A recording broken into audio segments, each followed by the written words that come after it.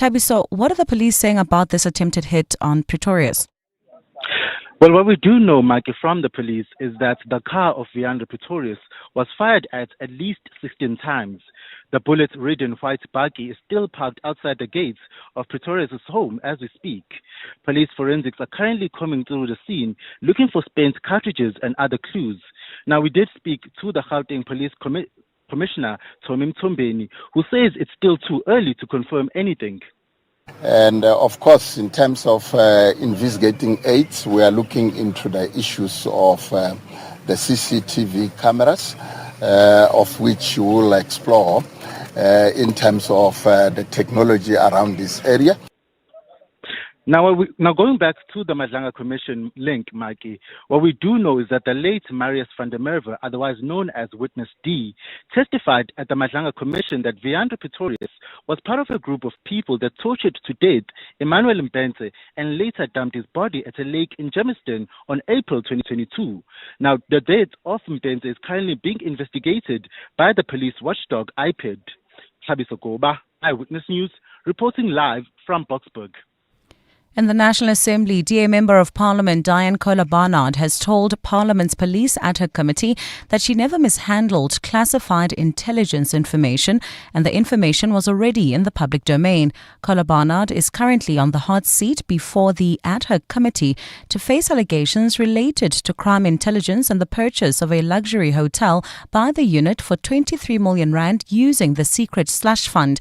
Kohler-Barnard was accused by KwaZulu-Natal Provincial Commissioner Mkhwanazi of sharing the information and also being part of a criminal syndicate. Babalo Ndenza has more. Diane Kohler-Barnard has told the ad hoc committee in her affidavit that information in relation to the purchase of the Pretoria North property was already in the news. She says her January 2025 statement was informed by a News 24 article and a statement by Public Works Minister Dean McPherson that the property was not bought through his department. She told the ad hoc committee during her testimony that procurement and the slush fund are the source of the police's problems.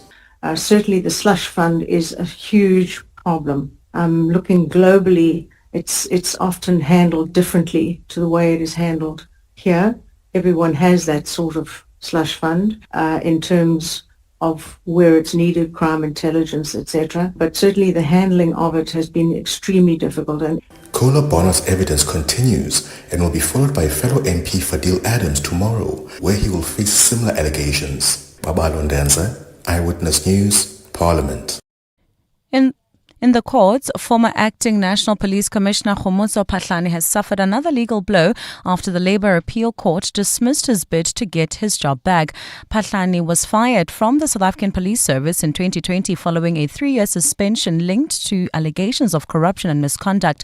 An internal investigation found him guilty of deliberately or negligently failing to implement a 46 million rand contract for the procurement of 360-degree panoramic cameras. The matter ultimately resulted in his arrest and left the police service with more than 24 million rand in fruitless and wasteful expenditure.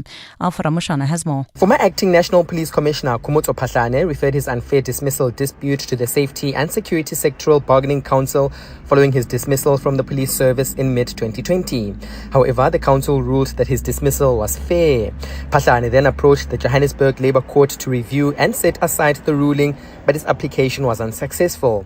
He subsequently escalated the matter to the Labour Appeal Court, which today also dismissed his bid for reinstatement. In its judgment, the court found no evidence of any reviewable irregularity by the arbitrator in upholding Phahlane's dismissal. Alpha Ramshwana, Eyewitness News. In Mpumalanga, the families of the Lily Mine 3 that were buried alive in 2016 are still camped outside the site 10 years after the tragedy. Today marks a decade since Priti Nkambule, Yvonne Mnisi and Solomon Nyirenda were last seen at the mine. In February 2016, a crown pillar underground collapsed and dragged down a container the three were working on. Their remains were never retrieved. Nogukanya Mtambo is there. The families erected a tent near the mine's perimeter in 2019. Since then, they've been praying for the remains of their loved ones to be recovered. The campsite was later moved about 1 kilometer away. a tent for sleeping, a tent used as a makeshift kitchen, and a small structure no one seems to remember who it belonged to. Despite repeated calls for justice that have gone nowhere, the families say they're prepared to stay here for as long as necessary to keep the memories of the trio alive. The family's spokesperson, Harry Mazibugo. To us as the families, we call it 10 years of torture, 10 years of betrayal, 10 years of lies, 10 years of empty promises by our government. Like every year, those affected will visit the site for a prayer. Nogukhanya Mtambo at the Lily Mine near Barberton in Mpumalanga. And the University of the Western Cape has added more than 5,000 new beds to their student accommodation capacity. UWC's student accommodation system catered to 10,000 students last year, but with the additions, 16,147 students will now have a place. Deputy Vice-Chancellor for Student Development and Support, Professor Matete Madiba. We acknowledge that accommodation remains a deeply personal and often stressful matter for students and their families. It is a testament to the hard work and dedication of the residential services team who have worked tirelessly with our partners over the last several months. Madiba says the university is committed to expanding quality accommodation. While not every need can be met immediately, the progress made from 2025 to 2026 demonstrates a clear and a measurable effort to grow capacity, to reduce pressure for our students, and support more students than ever before. Gold's trading at $4,872.33 an ounce. The rand's at 16.16 to the dollar, at 21.96 to the pound, at 19.05 to the euro. Brent crude oil's at $68.53 a barrel. Well, at this stage in Melrose, heading towards Joburg, there's slow-moving traffic. M1 southbound between Greyston Drive and Killarney Bends, and in Midrand, also traffic pressure on the N1 northbound between Allendale and New Road. A look at your weather. It's a partly cloudy Thursday afternoon in Gauteng. Today, temperatures are peaking at highs of 30 and 31 degrees. The top story in Eyewitness News this hour. The police's forensic teams are currently combing through the scene of an attempted hit on a man implicated in the Madlanga Commission of Inquiry in Boksburg. EWN, in touch, in tune and independent. For the latest, visit ewn.co.za or download the EWN app. They say the early bird catches the worm. Great advice, unless you're the worm. Generic so-called wisdom doesn't work for everyone, so I settle for a financial plan that's one size fits some. Momentum accredited financial advisors take the time to get to really know your unique situation. Advice meets your context. Momentum, your journey to success. Momentum is part of Momentum Group Limited, an authorized financial services and registered credit provider. Get your brain in the game and win big on the Brain of 702. Enter now on primemediaplus.com. T's and C's apply. You're with Relebogile Mabotja. Live, streaming countrywide on the Prime Media Plus app. DSTV channel 856, 92.7 and 106 FM.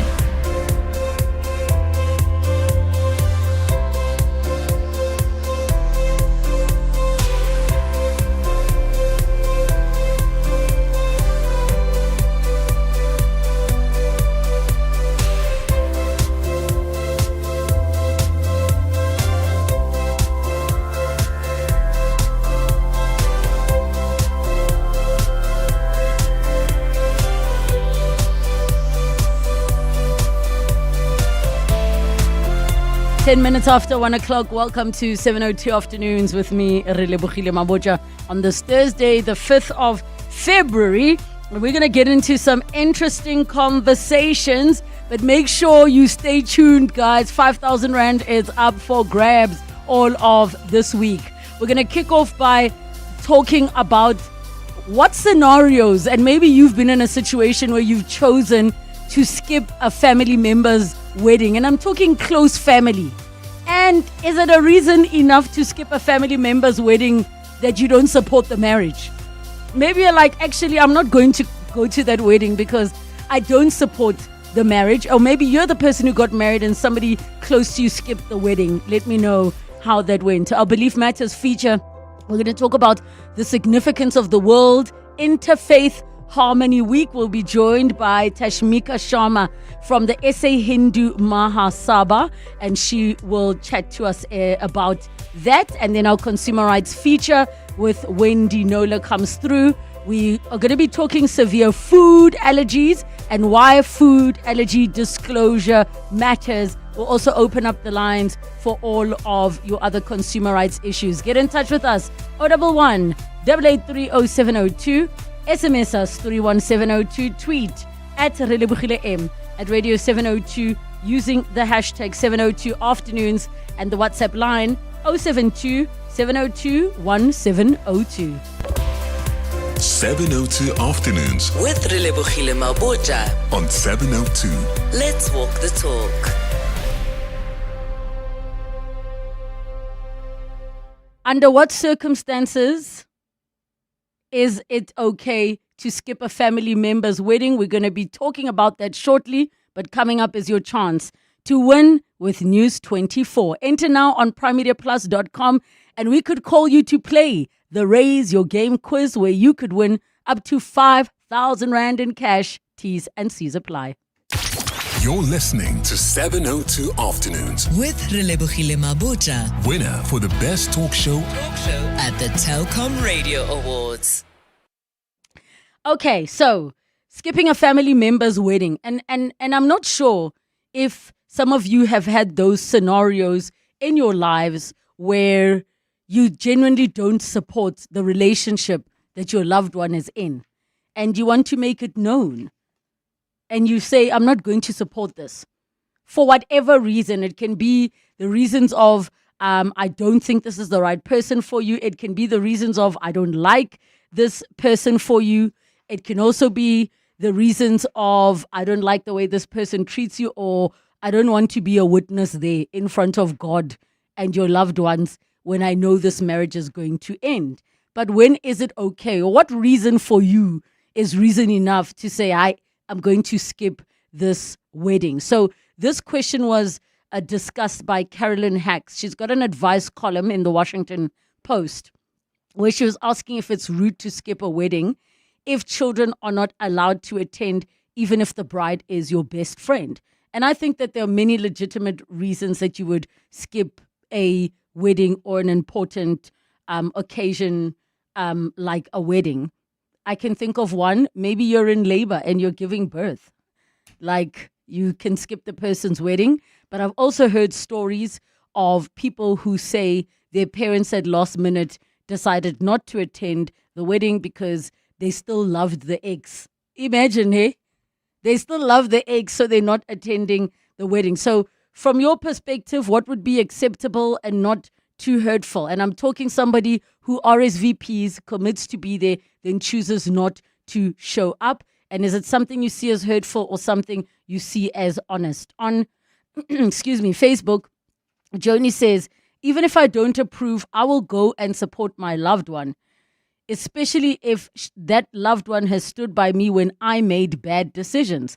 The only times I won't go to a wedding is if it's a destination wedding. I can't afford international travel, or if the bride makes absurd rules or requests like guests should only wear yellow or black or cover up tattoos or no heavy makeup or no hair down and no flat shoes. Okay, there are rules like that at people's weddings, which I think many people think are crazy. Paul says it is okay when you're not that close anymore and they have new friends. Yo, guys, this is the other thing. I mean, I've received invitations to weddings where I'm not a close person and I have wanted to attend, but the reasons I have skipped is because of work. That's usually the reason why I would skip somebody's wedding. But like if it's my siblings, if it's a very, very close friend, I will not be skipping.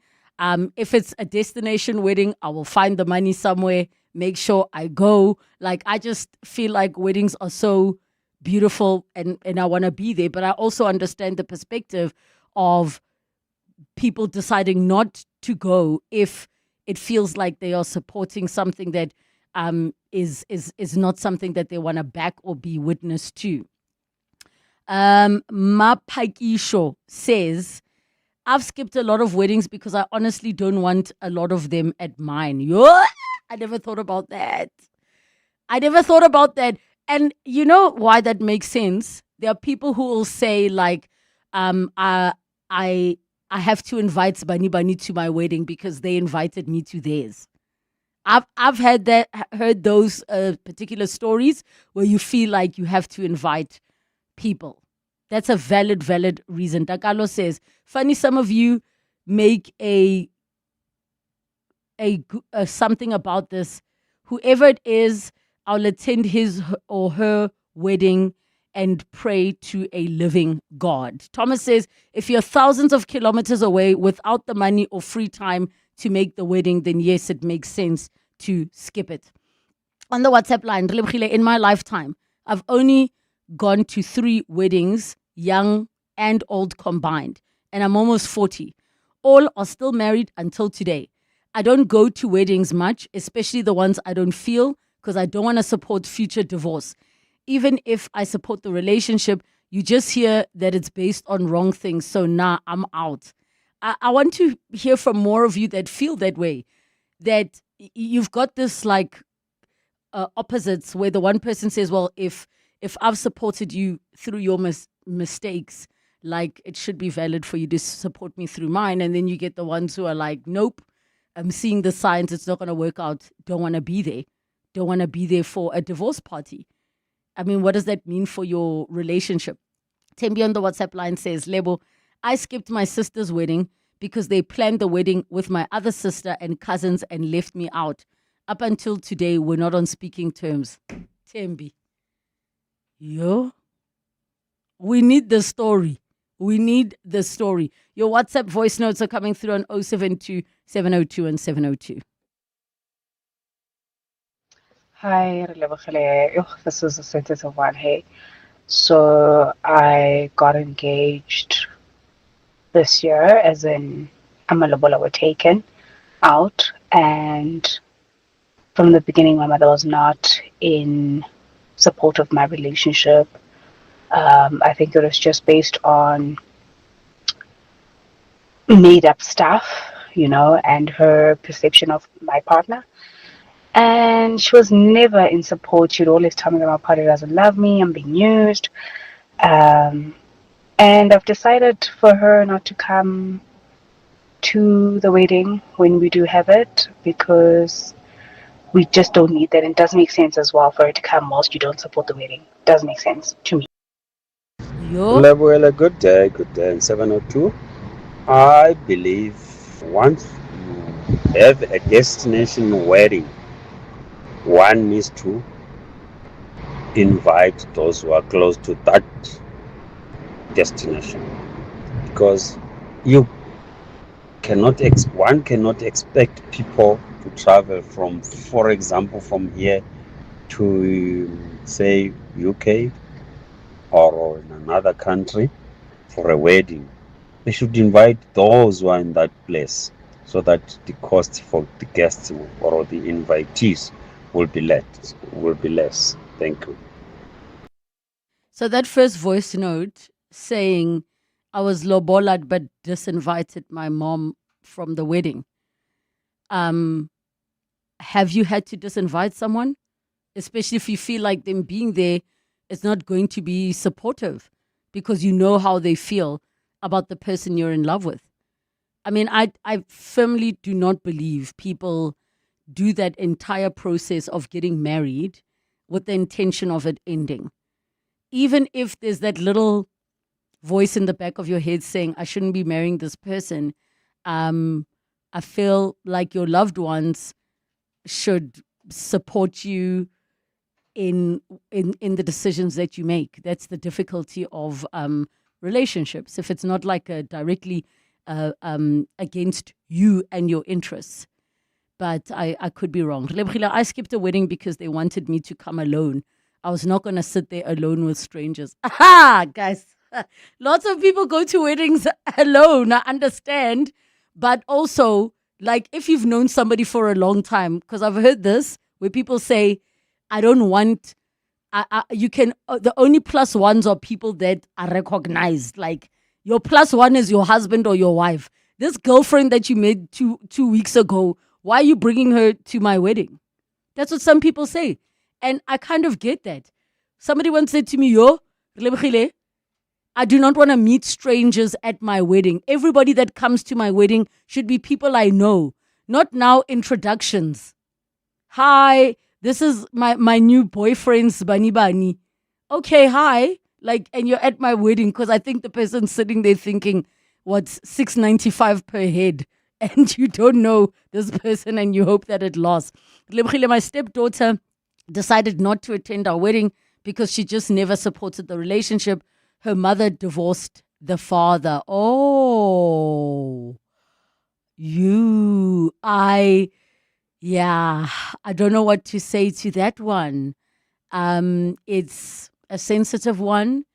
If your parents choose to move on, it's a very, very sensitive, it's a sensitive one. That's a very sensitive one. A Brave from Runfontaine says, I don't go to a wedding when I'm told or invited late. That is it. But last minute invitation. The last minute one where you feel like an afterthought. High level. Saddest thing I saw was the father of the groom walking the bride down the aisle because none of her family was there. This is because the groom had dated and had a child with the older sister of the bride. What are you saying?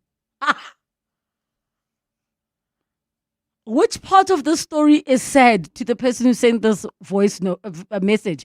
This WhatsApp, let me read it again. The saddest thing I saw was the father of the groom walking the bride down the aisle because none of her family was there.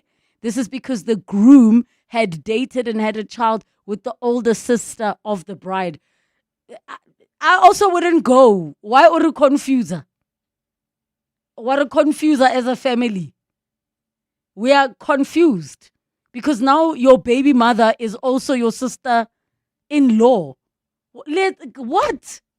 Yo, guys. I shame. More of your voice notes on 072 702 and 702.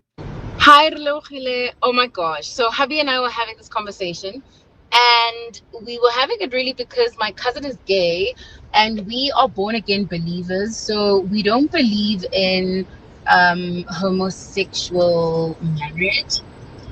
And so we're having this conversation because he was getting quite serious with his partner, and obviously this conversation had come up that there's potential nuptials in the future. And I was saying that I wouldn't go, and I would appreciate if he would understand why I wouldn't go because of my stance and my beliefs. And hubby was saying that we should probably go because he's a cousin. But because of my beliefs, I believe that it's sin. So why would I be part and parcel of it?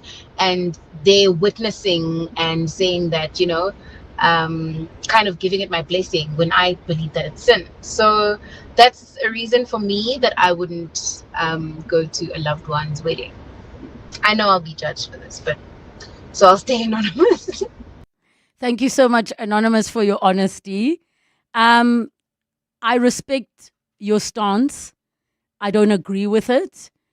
And I'll tell you my reasons. Even if your feeling is that you don't support it and you don't want to be there, I think sometimes, and now this is no longer about you specifically, this is about the perspective that some Christians will have over homosexual relationships and marriages, where if you're going to say, I don't want to go because I think it's a sin, but I think that many Christians are very selective about the sins that they deem unacceptable and the sins that they deem acceptable. So my view is, if you yourself can say you are without sin, like you as a Christian on the standards that you're measuring everybody else, if you yourself can say, I am without sin, then I can be like, I see you, I hear you. But there's so many things that you can choose to use the Bible to reference, because some of you were having sex before marriage, but the same some of yous think that a homosexual relationship is a sin. You know what I mean? That's my only issue with that argument. Here are more of your voice notes. Good afternoon, Relebogile, the 702 listeners and the producers. This thing of not going to weddings is not really a good thing. My son sent us tickets some couple of years ago to attend his wedding in America. We didn't go. Later he divorced. And when he divorced, we was so stressed that, we didn't even know. It was so suicidal. But the brother one day sent us a message, said, guys, please check on, I won't mention my son's name. And when he checked on him, he was really, really in a bad state. So anyway, divorced, he's going to marry again. We are going to the States. I love the end. We are going to the States. More of your voice notes on 072 702 and 702. I don't want to meet strangers at I never went to a wedding once because my partner wasn't invited. Imagine that. For me, it was my best friend who I regarded as a brother. When he got divorced, I was there to support him, but he was there. I was the best man in his wedding. But now our relationship has soured down simply because of I was not approving of his actions, and he'd lie a lot using my name, cheated using my name. So till today, the last time I spoke to him was 2023. Hi Lebo, this is Robin Sikola from Midrand. I've attended many weddings, and as a pastor and an MC, I've graced over many weddings. And a wedding should be an occasion where the bridal couple should be blessed. And so those who have negative vibes about that shouldn't even attend. And, and let's respect the invitation. If it says one person, 1 + 1, don't take your entire family and go and disrupt the wedding. So God bless those weddings. And it will work out in the end, even if they start off, with some problems, because God will bless weddings that are blessed. Thank you. I was not invited to my daughter's wedding, my first born. We are not talking ever since. This was 2021, September. To this day, we are not talking. So, kuyenzeka. Haibo, Mama, Wenzeng, what did you do? For you not to have your mother at your wedding. It could be so many, there could be so many reasons. There could be so many reasons that situation is that. Somebody on the WhatsApp line unsigned says, there's no verse in the Bible that says sex before marriage is a sin. Where nana? Quote me the verse in the Bible that says a man marrying a man. Yeah. What does the Bible say about sex before marriage? All I'm saying is, guys, we're very selective about what we think sins are. Very, very selective. Pritchard said, I skip weddings when they did not inform me about the lobola negotiations because wedding is just a celebration. Interesting. Huh? Okay. Your last voice notes. When we come back, 011 8830702 and the WhatsApp line 072 702 and 702. It's 1:30, time for your latest Eyewitness News headlines. Thanks, Relebogile. Good afternoon. Police are investigating the alleged attempted hit in Boksburg on a man implicated in the Madlanga Commission of Inquiry. Viandre Pretorius' vehicle was fired at 16 times by unknown gunmen while he was driving out of his home. Pretorius is under investigation along with several other people in connection with the murder of Emmanuel Mbense. Last year, slain witness Marius van der Merwe, otherwise known as Witness D, testified at the Madlanga Commission that Pretorius was part of a group of people who tortured Mbense to death and later dumped dumped his body at a lake in Germiston in April 2022. In the courts, the pre-trial hearing of alleged crime kingpin Katiso KT Molefe has been postponed to next month. Molefe and his 3 co-accused made a brief appearance in the Johannesburg High Court. They are facing 35 charges ranging from murder to conspiracy to commit murder. And the South African Social Security Agency says it's tightening its screws on its payment system. SASSA plans to conduct 420,000 beneficiary reviews in the current financial year as part of efforts to clamp down on ineligible grant payments. SASSA CEO Themba Matlo briefed the media earlier today on initiatives the agency has taken to improve social grant systems. Those are the headlines. This Eyewitness News and more at 2 o'clock or as it happens.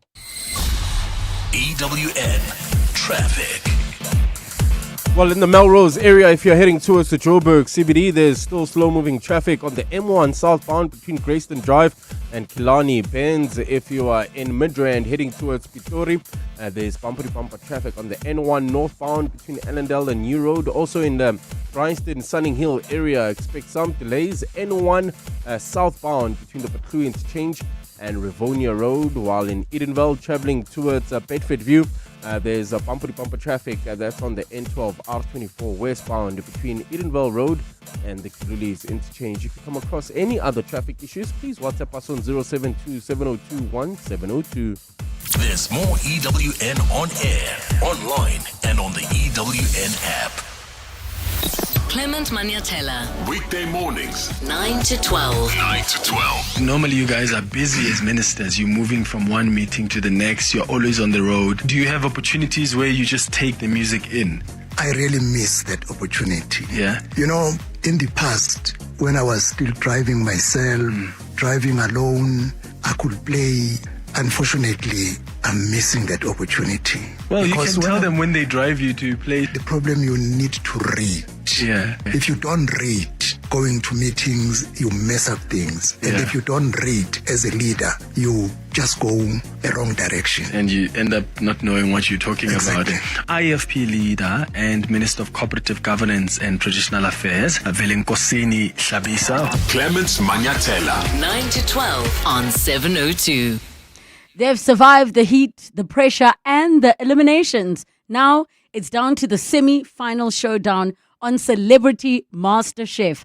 Seth Shezi, Holly Ray, Mzuki Simbane, and Dineo Ranaka cook with the finale in sight. No second chances, no safety nets, because this is where champions are decided and legacies are made. Miss this and you miss the turning point. And of course, you can catch up on all the excitement of Celebrity MasterChef on eVod so that you are up to date. Please go and watch it. It looks absolutely amazing. Like you're looking at the food, deciding I want to cook that as well. Catch Celebrity MasterChef this Sunday at 6 p.m. only on ETV. Driver on the road or driver on the golfing green? Auto & General covers the world's best drivers. Auto & General, the official regional insurance partner of Live Golf South Africa 2026, and 702 are putting your driver knowledge to the test for your chance to win a share of 100,000 Rand. Up to the challenge? WhatsApp 072 702 1702 with the keyword Auto & General and follow the prompts. Every day this week, 702 Breakfast with Bongani Bingwa could call you back to play. Thanks to Auto & General on 702. TCs and more on primemediaplus.com. Auto & General is a licensed non-life insurer and FSP. Your voice. Your life. Your afternoon radio. On 702 Afternoons. With Relebogile Mabotja. 25 minutes to 2 o'clock, and we were just talking about the circumstances that a person would not attend somebody's wedding. When is it okay? When should a person be skipping a wedding? And we touched on other things as well. 011-883-0702 and the WhatsApp line 072-702-1702. One says, hi, the religious brigade is never beating the hypocrisy. My mom's friend invited all her over 70-something old friends to her nephew's gay wedding. They even had a color scheme. I was so proud of them. Now I have no anxiety even if I have gay kids because even granny will happily plan the wedding. Another one says, I skipped my own lobola luncheon. Sorry. I didn't consider that some of you guys are going to tell us that you didn't attend your own weddings. Okay, let's read this. I skipped my own lobola luncheon. After my fiancé decided to go behind my back and hire decorations and chairs set up for a big celebration. That wasn't what we planned. Our plan was to keep it simple, just pay lobola and maybe have a small quiet celebration with a few drinks. But my fiancé decided to make it a bigger event, which we honestly couldn't afford, especially since my mother's currently in hospital. On top of that, most of my family wasn't even available to attend. It just felt like the wrong time and too much pressure financially and emotionally. To the person who sent that message, where is the rest of the story? So is the wedding off? Did the lobola get paid? Like, what happened? What happened? Relebogile Anonymous here. I skipped my cousin's lobola negotiation. I was umkongi or one of the malumes because one, I knew the woman was not right for him. Number two, she told my cousin that she doesn't want me because I was staying in the same neighborhood as my cousin's nyadzi and saw the nyadzi's picture on my WhatsApp status. Needless to say, they are no longer together and it happened when I was staying in Cape Town. I don't attend things I do not support.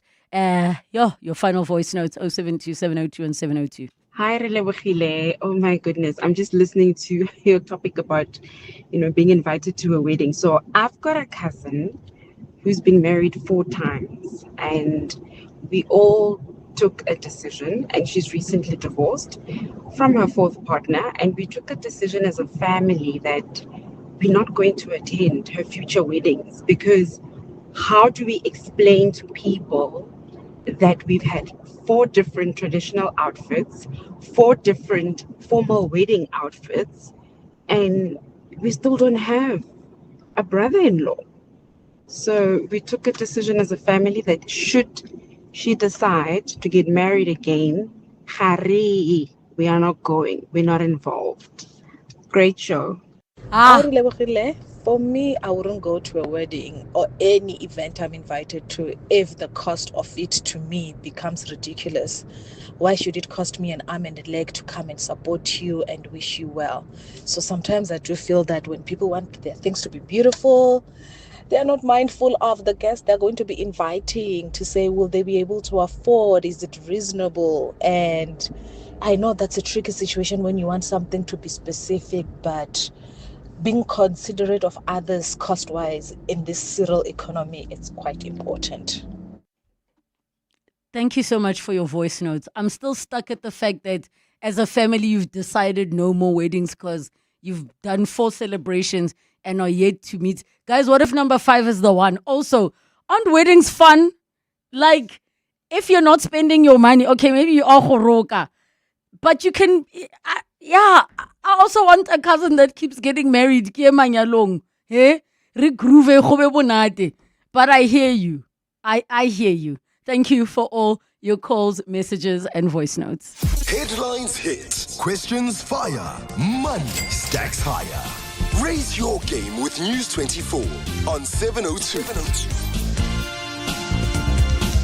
News 24 is turning up the stakes on 702 afternoons, and your chance to win starts right here. Step up and take on the Raise Your Game quiz, the ultimate test of your knowledge. Answer 3 questions and stack your winnings. 500 Rand you can earn on question number 1, 1,500 Rand for question number 2, and 3,000 Rand for question number 3. And you keep what you have banked with the correct answer to each question. Hit primemediaplus.com. There's primemediaplus.com now to enter, and we could be calling you to play. Raise Your Game quiz on 702, where News 24 sets the bar. T's and C's apply, of course. Now, if you're not a News 24 subscriber yet, it's time to raise your game. Subscribers get unlimited access to trusted journalism, breaking stories, in-depth investigations, business insights, sports updates, podcasts, documentaries, brain games, digital magazines, recipes, and so much more. With a single subscription, you can step up your understanding and elevate your screen time. So subscribe to News 24 today and raise your game. We are chatting to Gail Byrne all the way from Bedford View. Gail, how are you doing? Fine, and you? I am doing well, Gail. So you need to answer 3 questions to get yourself 5,000 Rand. You need to answer them correctly. The first one, you can earn 500 Rand. The second one, 1,500 Rand. And question number 3, 3,000 Rand. Are you ready, Gail? Yes, I'm ready. All right. Question number 1. Who is the iconic South African Ndebele artist who also collaborated with BMW and John Legend? Oh,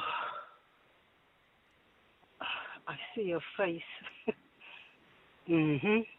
Oh, I don't know.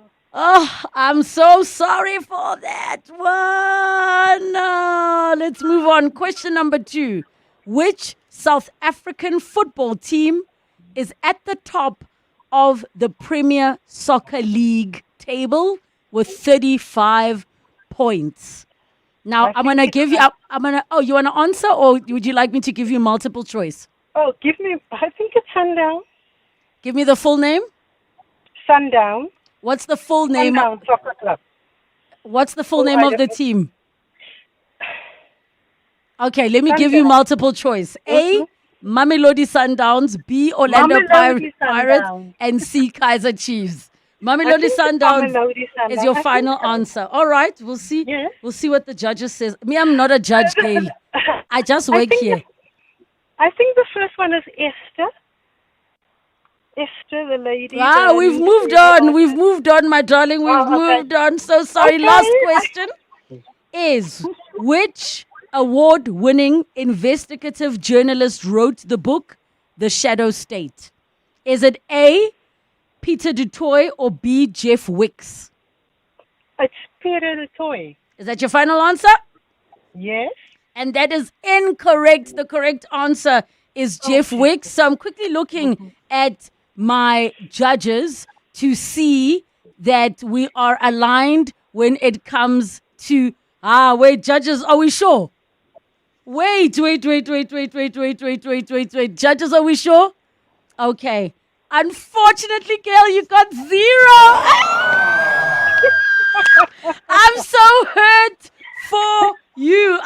hurt for you. So the correct answer was Dr. Esther Mahlangu. That was Ogogo Esther or Dr. Esther.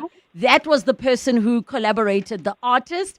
And the correct football team that's at the top of the PSL table with 35 points is Orlando Pirates. But you gave it a good shot, Gail. You gave it such a good shot. Thank you so much for trying. And thank you so much to News 24 right here on 702 with us. Tune in again tomorrow for another chance to win. Subscribe to News 24 today and raise your game on 702.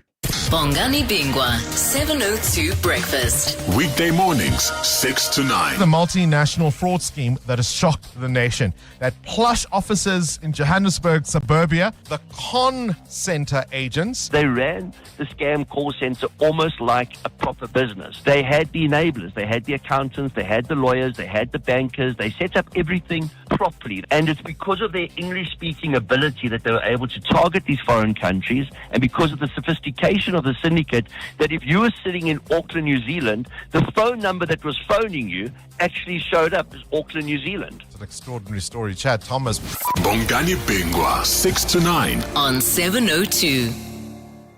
Auto & General is the proud official tournament partner of Live Golf South Africa. This is not just a golf tournament. Auto & General, together with Live Golf, are bringing you the world's best musicians in a festival-style atmosphere that transforms sport into a full-scale music experience.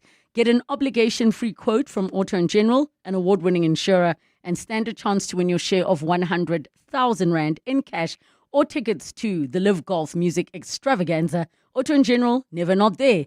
Auto & General is a licensed non-life insurer and FSP. T's and C's apply. When they say, let's align, you could book another Teams meeting or you could grab a spirit level and actually get things straight. Forget the corporate talk and join us from the 22nd of January to the 1st of March for the Chamberlain Back to Business promotion. Get amazing deals on everything you need to get going again, from paint mixing and power tools to hardware and building supplies. Plus, serious savings on siteware for clothes that work as hard as you do.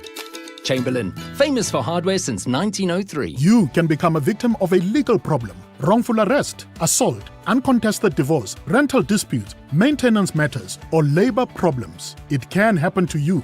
Clientele Legal provides tough professional lawyers for an affordable monthly premium. Our legal team is standing by to assist you 24 hours a day. Join today. SMS Legal to 48721. That's legal to 48721. Clientele General is an authorized FSP and licensed non-life insurer. T's and C's online. Standard rates apply. 702. Belief matters. Exploring culture, traditions, religion, and the beliefs that shape our world. 14 minutes to 2 o'clock in our Belief Matters feature for today.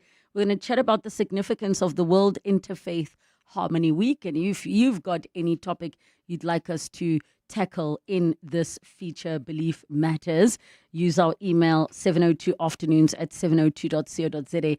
We're joined now by Tashmika Sharma from the South African Hindu Mahasabha, and your calls and questions on 011 883 0702 and the WhatsApp line 072 702 702. Tashmika, welcome to the show. Thank you so much for joining us. Thank you so much to you and your listeners. I really appreciate it. Okay, please can you share with us what is a Mahasabha so that we can know? So the South African Hindu Mahasabha, so it's basically saying that it is the national voice, right? So Maha means the highest level in an organization. Sabha is a conglomeration. So the South African Hindu Mahasabha is the national voices for all Hindus in South Africa, in the same way that the South African Council of Churches is the voice for all Christians, the National Council of Ulama for all Islamic followers, as well as the South African Jewish Board of Deputies for all Jews in South Africa. So we are a national body.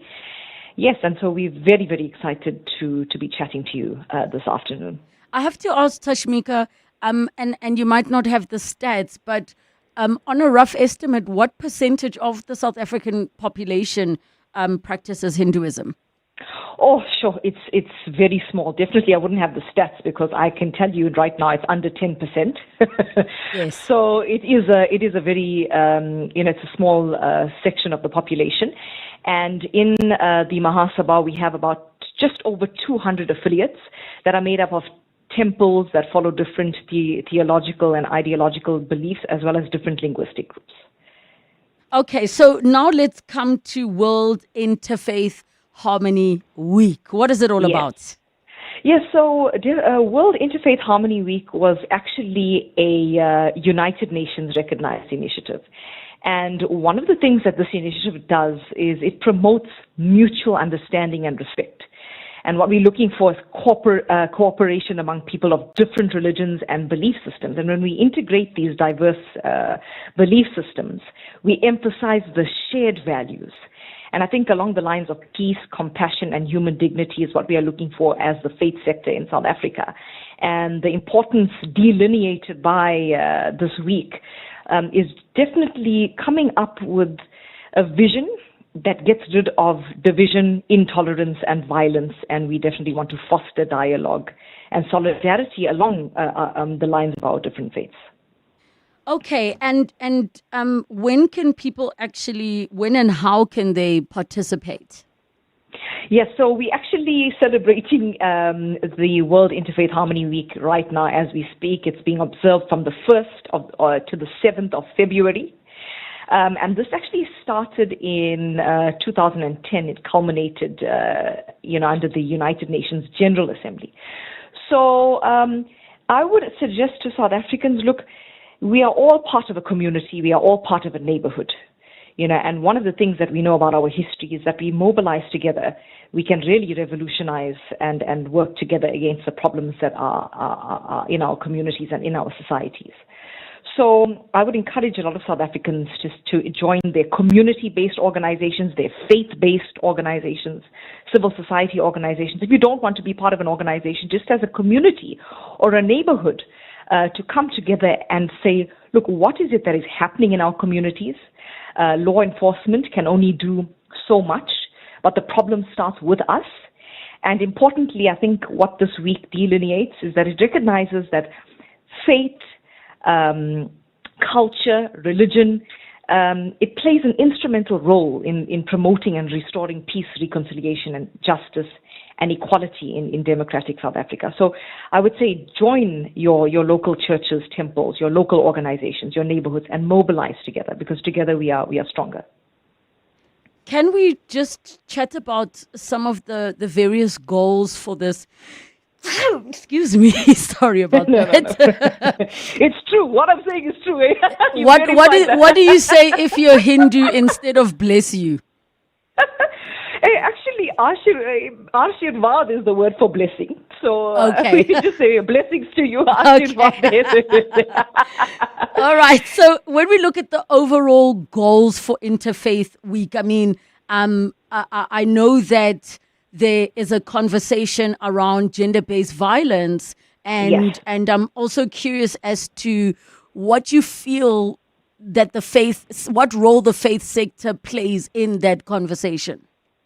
Yes, thank you. So I think we as South Africans, because faith is clearly very strong in South Africa. Sometimes I think we don't even realize it. And we noticed this, during COVID-19, when people couldn't go to their local temples and churches, they were lost about how do they solve their problems? How do we, how do we work towards something together? And I think importantly, we need to highlight that faith-based organizations or the faith sector, it's part of the governance structure of South Africa.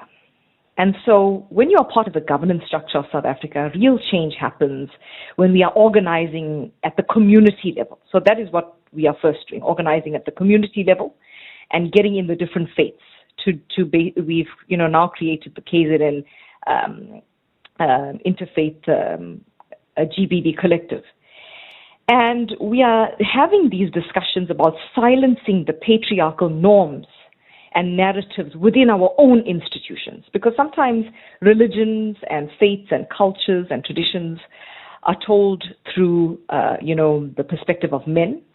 And ultimately, these traditions and these, customs have a very circumscribed perspective because of that. We don't question it because it was just passed on from, grandfather to grandfather and to father and to son, etc.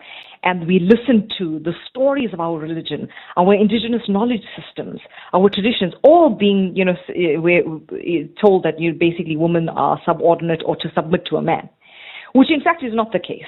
We find that and this is a big conversation for our Interfaith Collective at the moment. We find that despite the fact that all scriptures in all faiths venerate women, we are still seeing a disproportionately higher rate of violence towards women and towards females. And we want to uncover both the structural and cultural barriers to say, what is it that we are doing? We are definitely failing as faith leaders if these GBV numbers are going up on our watch. And so we want to take a stand against it. In December, all faiths got together, the Faith Action Collective to End GBV, with We Will Speak Out South Africa as a secretariat, now started to have a very strong emerging local presence in KwaZulu-Natal. And out of that was born the KZN Interfaith GBV Collective. It was spearheaded by WOSA, so We Will Speak Out South Africa, and the Faith Action Collective, as well as the South African Hindu Mahasabha and the KZN Interreligious Council. So we had a representative of each faith coming together. We worked together with, Maulana Rafiq Shah from, and then Haley from the Baha'i faith, Maulana Shah from the Islamic faith. We were from the Hindu faith. We reached out to the South African Jewish Board of Deputies, Buddhists, etc. And we worked with all these faiths at a local level to come up with a resolution and a strategy. And so now we've created this Interfaith GBV collective, rallied around the Red Chair campaign in the 16 days of activism in 2025. And we are meeting on a regular basis to put structured programs together so we can take it to each of our faith-based organizations at the national level and say, look, this is a program as to what we need to address in our communities. If it's something to do with men, because I really think it's not only women that should be talking about it, it's men that should also be coming on board and saying, look, okay, perhaps men are being abused and these are what the issues are, or why are our rates towards women, violence rates towards women much higher, and how are we perceiving, what are we teaching our sons? So it really became very, very useful collective, useful information, where we all came together along shared values. As I said, all faiths are saying the same thing about women, but we see a different reality on the ground. And we are already feeling this mobilization coming together quite nicely. We are hoping to come up with with an interfaith GBV summit around the end of March, but we're still in talks about it. So lots of positives happening.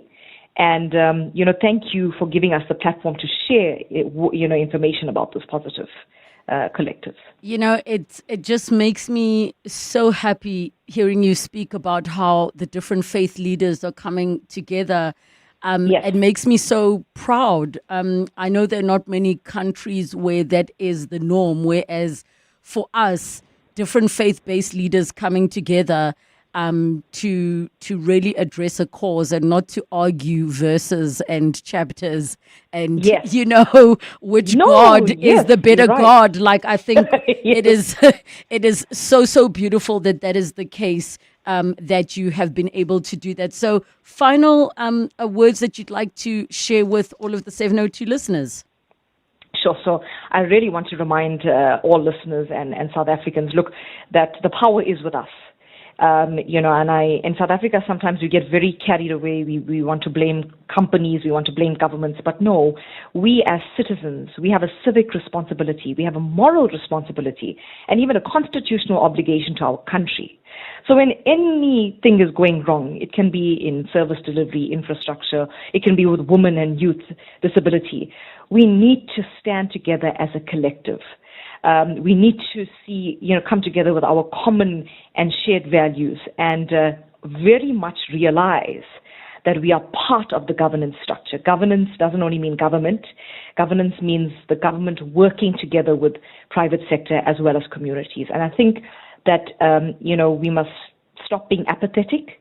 We need to start becoming more aware, teach our children not just their human rights, but also their spiritual rights. Our traditional leaders, our religious leaders need to come together and teach women and young girls.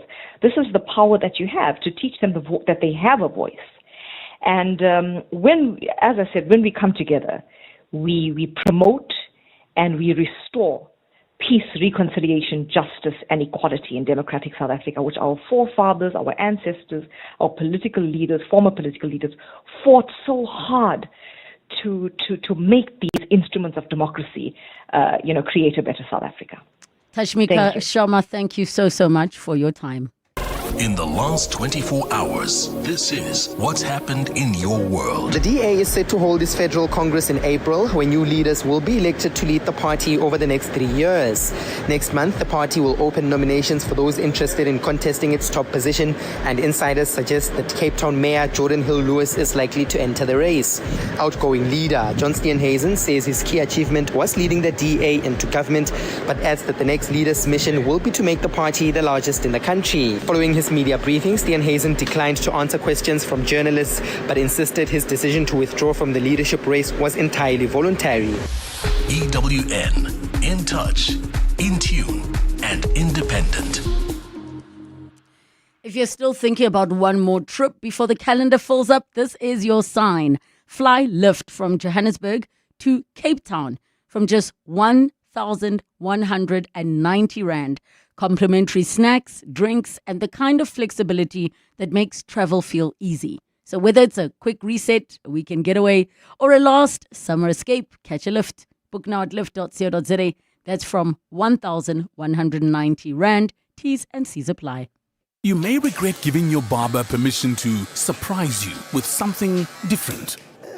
But with Outsurance Essential Car Insurance, you'll have no regrets covering your older car at a much lower premium. And claims are paid in cash within only 5 working days. Get Outsurance Essential Car Insurance today for unfinanced cars older than 5 years valued at less than 130,000 Rand. SMS SAVE to 45363. That's SAVE to 45363. Licensed insurer and FSP. TCs and information online. In the next hour of the show, Wendy Nola's with us in our consumer rights feature, Nola Knows. It's 2 o'clock. This is EWN. Good afternoon, I'm Maki Molapo. Police have recovered at least 16 bullets from the scene of an attempted hit on a man implicated in the Madlanga Commission of Inquiry. According to police, the vehicle of Yandre Pretorius was fired at by unknown gunmen while he was leaving his home in Boksburg. Pretorius is under investigation along with several other people in connection with the murder of Emmanuel Mbense, who was killed and had his body dumped at a lake in Germiston in April 2022. Tabiso Goba has more. Yandre Pretorius' bullets-ridden white Bucky is still parked outside his home. Police forensic teams in white coveralls have been combing through the scene looking for spent cartridges and other clues. Gauteng Police Commissioner Tommy Mtombeni says a case of attempted murder has been opened. And of course, in terms of investigating aids, we are looking into the issues of the CCTV cameras, of which we will explore in terms of the technology around this area. Police say Pretorius has been taken to a safe location and they are in the process of obtaining a statement from him. Tabiso Goba, Eyewitness News, Boksburg. Meanwhile, in the courts, the Madlanga Commission of Inquiry has welcomed the Johannesburg High Court judgment against Northwest businessman Suleiman Karim, which will see him appear before the Commission tomorrow. Earlier this week, Karim lodged an urgent bid with the Johannesburg High Court to interdict the Commission from subpoenaing him to appear before the Commission. Evidence presented before the Commission suggests that Karim, a staunch ANC backer, used his political pull to sway a 360 million rand SAPS contract in favor of alleged criminal kingpin Vusmusi Kat Matlala. Arun Singh has more. In handing down her judgment this morning, Judge Denise Fisher ordered that Suleiman Karim's urgent interdict be struck off the roll in that it related to a self-creation of the urgency rather than constitute a legitimate urgency as determined by the court. Karim will now be forced to appear before the Madlanga Commission of Inquiry tomorrow. The Commission intends to probe Karim's relationships with the likes of Vusmusi Kat Matlala, suspended Police Minister Senzo Mkunu, and Head of Counterintelligence General Feroz Khan. Evidence previously presented before the Commission suggests that Karim used his political connections to assist in influencing Matlala's 360 million rand SAPS Health Services contract. Karim's relationship with suspended Deputy National Police Commissioner Shadrack Sabia and Brown Mokhotsi will also be investigated at the Commission. Arun Singh, Eyewitness News. Staying with court-related matters, the pre-trial hearing of alleged crime kingpin Katiso KT Molefe has been postponed to next month. Molefe and his three co-accused made a brief appearance in the Johannesburg High Court today. They are facing 35 charges ranging from murder to conspiracy to commit murder. Molefe is accused of calling a hit on popular musicians DJ Sambodi and DJ Vintos, whose real names were Obasafoka and Hector Buthelezi respectively. Khomotso Modise reports. Today was Katiso KT Molefe's first appearance in the Johannesburg High Court since his matter was transferred for trial. Molefe arrived at the Johannesburg High Court in a bulletproof vest, escorted by a convoy. He and his co-accused, Diego Mabusela, Musa Kekana and Michael Dau, also stand accused of the murders of Vereniging engineer Armand Swapt and Johannesburg businessman Don Dinleni. But today, the case against them was not ready for pre-trial hearing. The court heard that disclosures of the docket would be made from tomorrow. The matter has been postponed to the 12th of March for pre-trial. Khomotso Modise, Eyewitness News at the Johannesburg High Court. The South African Social Security Agency says it will conduct 420,000 beneficiary reviews in the current financial year as part of efforts to clamp down on ineligible grant payments. The agency says 400,000 social grant beneficiaries have already been notified to come forward and verify their beneficiary status. Briefing the media earlier today on initiatives the agency has taken to improve social grant systems, SASSA CEO Themba Matlou says the review exercise has already revealed major irregularities. Matlou says out of the 400,000 beneficiaries flagged for review, nearly 200,000 have been found not eligible to receive social grants. He adds that so far, at least 240,000 grants have been reviewed and about 70,000 others suspended for failing to comply with the review process. Data that we found is that the beneficiary, as they come to apply, they will give you a certain information. But when you get the data from Credit Bureau, the information that was applied to SASSA is not actually the same. The agency has reiterated that the process is aimed at protecting public funds and ensuring grants are allocated to qualifying beneficiaries. And the UN Human Rights Agency says it's in survival mode and currently delivering under strain due to funding shortfalls. Agency chief Volker Turk launched a $400 million appeal today to tackle global rights crises this year. Addressing diplomats at the UN Rights Office headquarters in Geneva, Turk warned countries that at a time when global human rights are under significant assault, his office is facing dire funding shortages, hampering its increasingly important and life-saving work. Last year, the UN Human Rights Office's regular budget set by the UN General Assembly of Member States was $246 million, but it ultimately received only more than $191 million of that money. It also sought $500 million in voluntary contributions, of which $257.8 million came in. The UN Human Rights Office lost around 300 out of 2,000 staff last year and had to end or scale back its work in 17 countries. Gold's trading at $4,865.86 an ounce. The rand's at 16.14 to the dollar, at 21.90 to the pound, at 19.03 to the euro. Brent crude oil is at $68.80 a barrel. Well, at this stage in Woodmead, heading towards Rivonia, there's an accident seen on the N1 southbound. This is causing about a 30-minute delay between the Patloo interchange and Rivonia Road. And in Melrose, heading towards the Joburg CBD, traffic remains sluggish. M1 south from Greyston to Ethel Oaklands. A look at your weather. It's a partly cloudy afternoon in Gauteng. Today, temperatures are peaking at highs between 30 and 31 degrees. The top story in Eyewitness News this hour. Police have recovered at least 16 bullets from the scene of an attempted hit in Boksburg on a man implicated in the Madlanga Commission of Inquiry. EWN, in touch, in tune, and independent. For the latest, visit ewn.co.za or download the EWN app. You're with Relebogile Mabotja Live, streaming countrywide on the Prime Media Plus app. DSTV channel 856, 92.7 and 106 FM.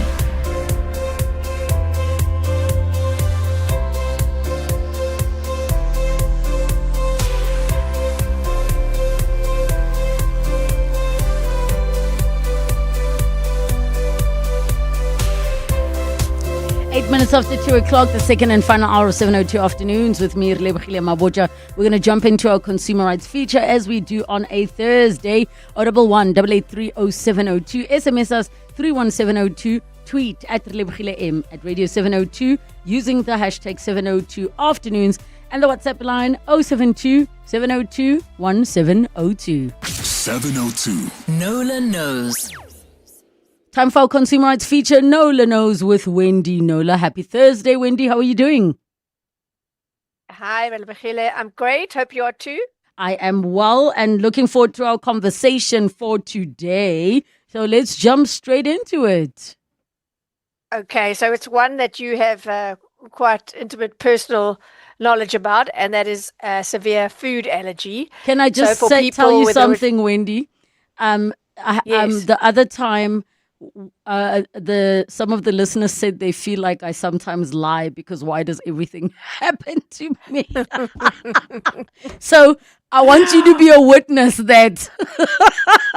Absolutely. So listeners, the very first time I had any dealings with Relebogile was back in 2018.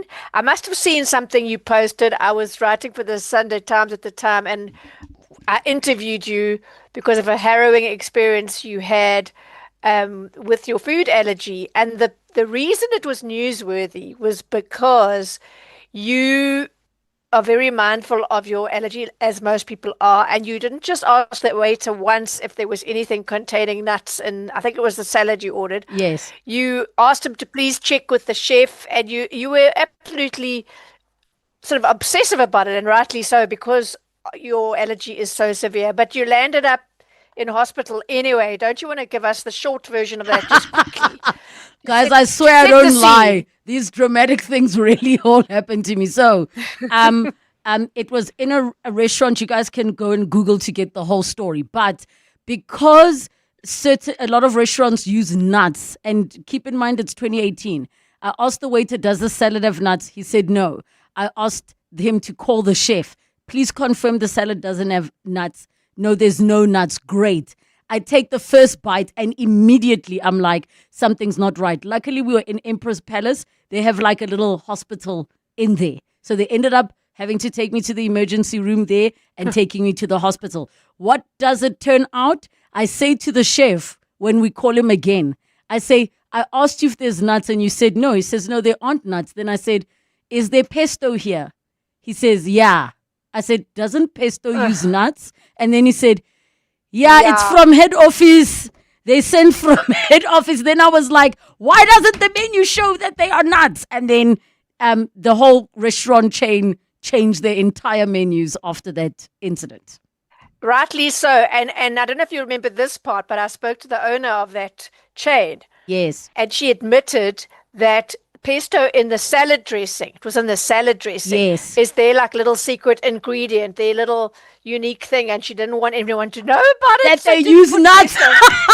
Oh, sorry, I even forgot about that part because it was a secret ingredient. But the way food allergies are serious, they tell you even at schools, do not pack peanut butter, do not pack nuts for your kids because kids share. But anyways, the long and the short was it wasn't in the menu. The chef said no, and I was like, I'm safe. Yeah. So this, I mean, there should be no secret ingredients, especially not when the secret ingredient is an allergen. Right? And in this country, there are two classes. There's a common allergen, and nuts falls under there, and then there's uncommon allergens, and the case today involves an uncommon one, but for those people who have it, it is very much deadly. And there was a young British teenager, I think she was 16, Natasha Ednan Laparos. In 2016, she was flying to Nice on a holiday from London's Heathrow. They were going to Nice, and she ordered an artichoke, olive, and tapenade baguette. That's how it was labeled at the Pret-a-Manger store in Heathrow. And so she had this entire baguette, and she went into anaphylactic shock. She had EpiPens because her family knew that she was allergic to sesame. And so the EpiPens didn't help, and this poor child died. And as a result of that, so at the time, it wasn't necessary to have all the allergen advice on the wrapper because it was made on the premises, not required by law.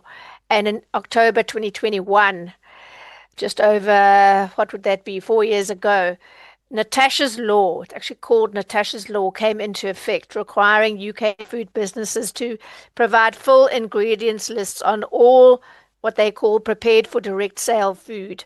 And that's any items packaged on site, sandwiches, salads, wraps, whatever. And they must clearly highlight any one of the 14 major allergens on their labels. So if Natasha's Law had been in place, there was no ways that Natasha would have bought and much less eaten that baguette. Interestingly, in the UK, sesame seeds is a major allergen. In this country, our version is common and uncommon, and it's actually uncommon. Okay, so let's move swiftly on to our local case study. So if Greg Turner of Joburg had eaten that artichoke, olive, and tapenade baguette with undeclared hummus on it, that was what was on there. There was hummus on it. He would most probably not have survived either. And in his case, just a bite, literally a sample bite of a ready-to-eat ham, cheese, and tomato sandwich, that's how it was labeled, bought from the superstore in Lone Hill in December, was enough to land him in a clinic, being injected with massive dose of adrenaline. Unbeknown to him, staff had substituted hummus for margarine. Hummus, of course, contains chickpeas and tahini being made from ground sesame seeds, to which Greg is violently allergic. So I thought this would be a good time to bring Greg in and let us tell him his story himself. Greg, thank you so much for coming through and thank you for reaching out. I obviously was like, well, this is right up my alley, food allergies. Absolutely. And there is an Allergy Foundation South Africa, folks, for those of you that are listening and want to just get support, because there are many allergies that can crop up even later in your life. That's the tricky thing with allergies. And it can range from itchy eyes to what you saw Will Smith go through in Hitch to full anaphylaxis and death. So, Greg, what happened in your situation? Yeah, first off, good afternoon to the two of you, and thank you for the invite to join you on the show this afternoon. I just a little step back, just reading what had transpired with you and your allergy, just kind of rang so true when I did read it. Then when I had my anaphylactic shock or reaction, I also thought, my goodness, I can't believe this is happening. So we purchased a sandwich, ham, cheese, and tomato sandwich. Thinking it's about as safe as sandwiches can go. I don't normally experiment with sandwiches that would include other types of curries and that sort of thing, because one's never sure. So ham, cheese, and tomatoes at the safest bet. Took it home, packed it in my work lunch for the next day. Like you, I also do a bit of a sample first. So I sampled the corner of the sandwich as a bite when I did take it. And within seconds, just like you, I knew. It's such a horrible feeling. You know it. And it's a terrible feeling, 100%. So the first thing I did was I messaged my wife, because she's always my go-to person, and said to her, okay, the sandwich we bought, well, it's set off something with me, and I'm going to have to now start to deal with it. Second thing is, I said we need to go back to the store and need to sort out the labeling, because the labeling obviously was incorrect, or lack thereof. And then, look, long story short, it led to an anaphylactic shock. I had to get myself to a clinic. At the clinic, I was very fortunate that the team, they were really on top of their game. They weren't expecting me to walk in with this happening, but it happens. And they put me on to a cortisone and antihistamine and a drip. And the doc said to me, she said, Greg, I can't take a chance with you. She said, normally I would put the epinephrine into the drip, but in this case we can't wait. Your blood pressure is dropping and your oxygen stats don't look good. I cannot take a chance. I'm going to inject directly. I'd never been through that stage before. I've had a number of reactions before, and I've had the drips. Possibly when I had more time. This wasn't one of those times when I had time on my hands. And the doc obviously gave me a huge shock to my system when she injected it. And I was praying and wondering why I chose on that particular sandwich. Yeah, that was kind of what's happening. I wasn't, it wasn't the best time for me. Got through it though, and it just then was a wake up call. If that label had been had more details on it, if it had a label that had said the chickpea, or if it had said sesame seed, or if it had said hummus, there would have been immediate alert for me, and I would have steered clear of it.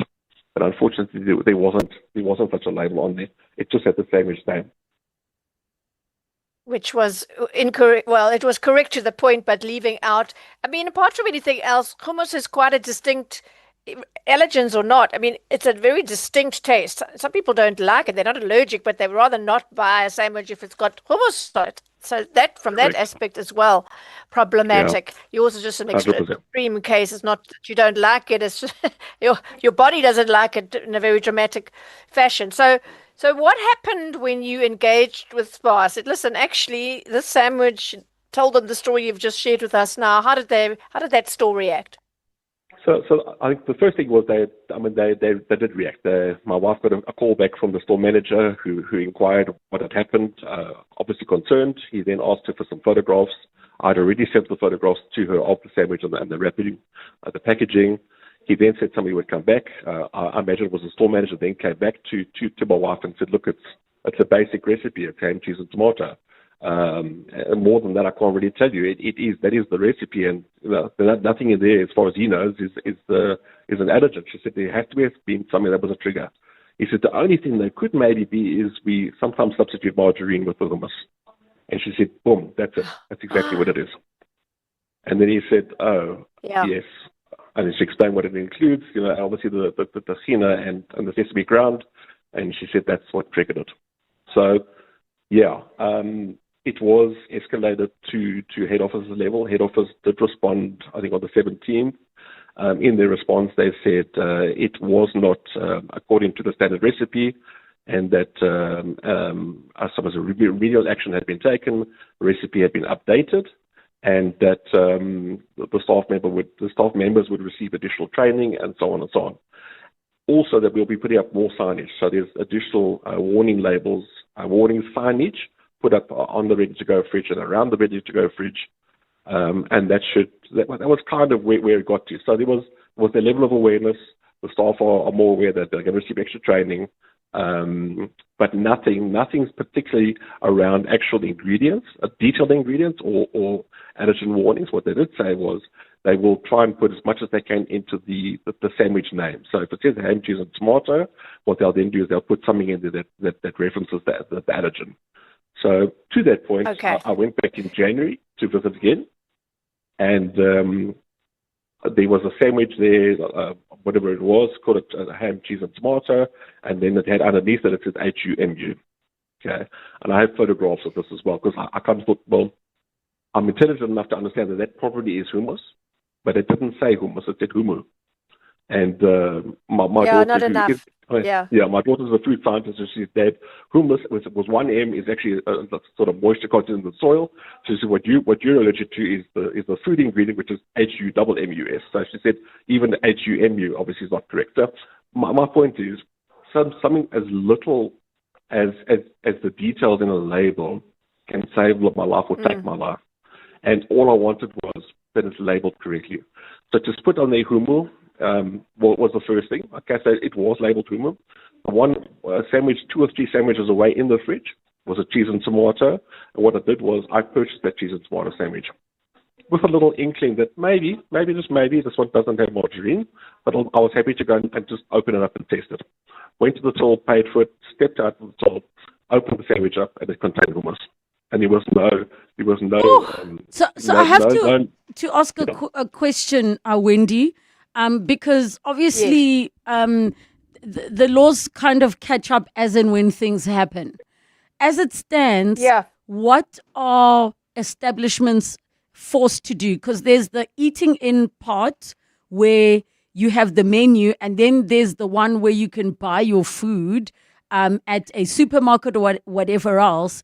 But what are the current laws right now in terms of what has to be disclosed? Okay, so just like in the UK before, there's some grey areas. So when we have our food labeling is South Africa it's called Regulation 146. They there's a little out for ready-to-eat foodstuffs that are prepared and sold on the same premises, whether it's you eat it there or you take it out. So it could be a deli, the in-store deli, the restaurant or canteen. They are exempt from certain mandatory labeling requirements, which includes the full list of ingredients on the physical package. Now, some do. If you go and buy a pie from Woolworths, ready to eat heated pie, you will see on the little paper label, it's slapped onto the pie. When they put it in the packet for you, it will give you a full ingredients list. But they're doing voluntarily, so that they don't have to. What they have to do is have the full list of ingredients available on the premises for you to ask, and common allergens, so that in this country, our version of the UK's major allergens doesn't include sesames. It's peanuts, tree nuts, milk, soy, wheat, gluten, fish, and crustaceans. Those are the major or more common ones. And then there are the less common ones, which includes sesame, mustard. There are a few others. So stores are not strictly required to print every allergen on every individual ready-to-eat meats items label, but they must have a mechanism such as a sign or a menu note or something, or staff knowledge to inform customers of their presence. So it's putting a lot of the onus on people who have allergies to say, I'm allergic to sesame, I'm allergic to whatever. I'm allergic to nuts. Do you have anything in this sandwich or in this dish, as in your case, Relebogile, which has any form of that? And this requires a lot of staff training. So if if in your case, Greg, if you'd asked a question and said, I'm allergic to sesame, and is there anything in here, and they said they didn't realize that hummus had sesame, then, and not declared it, that could have been a big a big problem. So I think generally, I think we'll probably get to a point where the labeling laws, one hopes, because our local legislators take their cues from countries like the UK and others, USA, the best practice, in other words, and slowly they become part of our regulations in this country. So I'm pretty sure that there's, in time there's going to be something a little bit more onerous than well, if you ask us we'll tell you, but we're not going to put it on the label itself. Greg, if you want to just speak about the signage, because you've done quite a deep dive into this issue. You've gone to quite a few stores, spas in particular, although this is definitely not a spa specific issue. What can you share with us about signs, warning of allergens, etc.? I think it's a really important point you've made there. It's not just spa. In this particular instance, I'm focusing on spa because it's where my reaction occurred. I have certainly visited other brands as well, and I see that there are certainly issues everywhere. Compliance is difficult. My daughter always highlights to me that traceability is always very important. Following the regulations, being able to show that you have the plans in place, that's what's really critical. So I thought, the regulations are robust. We as the administrators of those regulations need to apply them. So let me go to a number of the spa stores and test this. Maybe Sunnyhill has one, just had a miscatch. So I went to a number of the stores and I asked them there, I said, I see that this is the food hall, which is one of the spa internal brands with that centralized kitchen. The sandwich came from that centralized kitchen. On the back of the sandwich, there is a warning that says, for detailed ingredients and allergens, please talk to the person behind the counter at the point of sale. So I asked the person, and some of the times I'm getting Mary's on lunch at the moment. We'll have to wait for it to come back. Otherwise, today's Sunday. There's nobody at the store that can actually assist you. Actually, we one of the stores on this last Sunday past said, I'm actually going to go to the office and print it out for you, said the manager. And she came back and she said, all I can give you is the template. I don't have anything that's currently printed out that I can give you. So I said, well, what am I supposed to do now? I understand that you're going to make good of it. In the meantime, do I then not buy from your store? How would I know when you guys are going to have it on hand? So consistency is really critical. What I can say, I think something else that's really important is consistency. Being transparent about what the ingredients are. That's really, really important. Can I also just add to what you're saying, Greg? And I think it's very important is just the lack of education in general, the lack of awareness. So sometimes you have the waiter who's not educated, where you say, and this maybe is also the public's fault. Sometimes people say, I'm allergic to something at a restaurant, so that they take them not liking their preference seriously. And then you also have those who treat you saying, I'm allergic to this, as like they just imagine you're going to get hives, and they don't take it that seriously. So I think there are two issues. It's either you don't like something, and that's fine. They can take it back. I don't like tomato. I say I don't like tomato. Please don't include it. But there are things that are like, I'm highly allergic. You can't have even used the same knife. You can't cut something with fish and then come cut something, the contamination. So I think there's a very big lack of education in food spaces, but in society in general, where for me, when in doubt, I just don't touch any food. Yeah, and I think as allergy sufferers, that's so difficult for us though. I mean, my wife cooked a meal for us last night, which we've had umpteen times before from the same reputable supplier. And there was something in it last night that was different to the previous times. Now, I'd like to put my finger on it and say I know what it is, but I can't tell you, even with the detailed label. So this is a journey. This is not a destination. It's a journey. We're all on the journey together. And how do we best work together, as consumers, as allergen sufferers, families and friends and employers of allergen sufferers? How do we best work together to find a proper resolution or an ongoing improvement program for this? Another practical example, the delivery app. The delivery app's a brilliant tool now, the Uber Eats and so on. But, example on Spar to You, when I look at that now, I can order the same sandwich that I had from Spar to You, but there's no allergen warnings on that now. So, I'm saying to Wendy, then the idea might be that I must get in my car, drive to the store, go to the person behind the counter, ask them for the allergen warnings on the ingredient list, get that list, get back in my car, go back home again, sit on the couch, take out the app and place the order. We need to re-engineer some of our processes. There's no doubt the law, R146, is probably a good law, but it's been in place for a number of years. R337 is coming in, but it's been out for comment and input for years now. It's time to actually put a stop to it. Let's put a stop and say, guys, you know what?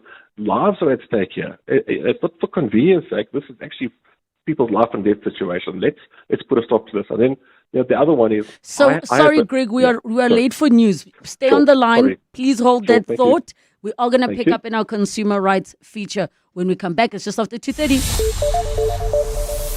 Time for latest Eyewitness News headlines. Good afternoon. Thanks, Relebogile. Good afternoon.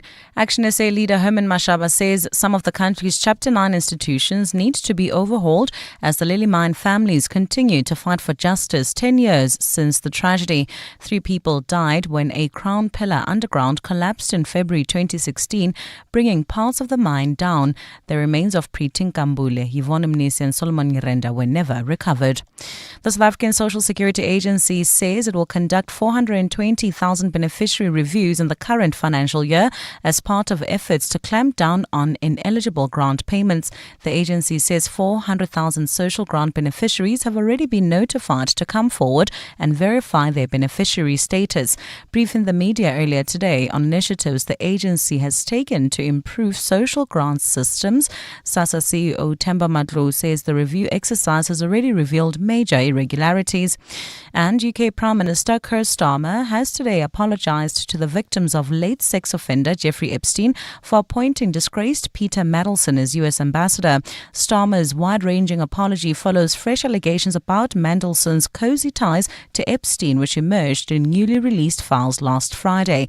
Starmer fired former UK Minister and EU Trade Commissioner Mandelson last September after only 7 months as ambassador in Washington following an earlier release of files about Epstein. Those are the headlines. This Eyewitness News and more at 3 o'clock or as it happens. EWN Traffic. Well, at this hour in the Woodmead area, we're still dealing with that accident seen on the N1 southbound, causing about a 30-minute delay all the way. This is between the Butlu interchange and Rivonia Road, while in Midrand, traffic remains sluggish. Heading towards Pretoria, N1 northbound. This is from Ellendale Road to New Road. There's also slow-moving traffic driving through Sandton Melrose, heading towards the Joburg CBD. That's the M1 southbound between Grayston Drive and Ethel Oaklands. If you come across any other traffic issues, please WhatsApp us on 072-702-1702. There's more EWN on air, online, and on the EWN app. Municipal services are vital to keeping the city safe, clean and functional. By paying for municipal services, such as your water bill, you're investing in Johannesburg's water supply. Paying for your services is not just a transaction. It is a commitment to help your community's sustainability. Help pave the way for a brighter tomorrow, one payment at a time. Brought to you by Johannesburg Water, a water utility that cares. Whether it is a CCMA referral, problems with a mechanic, unfair blacklisting, or an uncontested divorce, Clientele Legal offers professional legal services to all South Africans. Our plans are affordable, and you receive up to 745,000 Rand worth of legal services per year. We cover civil, criminal, and labor-related matters.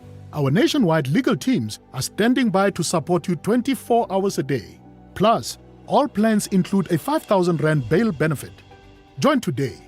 SMS Legal to 48721. That's legal to 48721.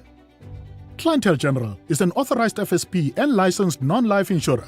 T's and C's online. Standard rates apply.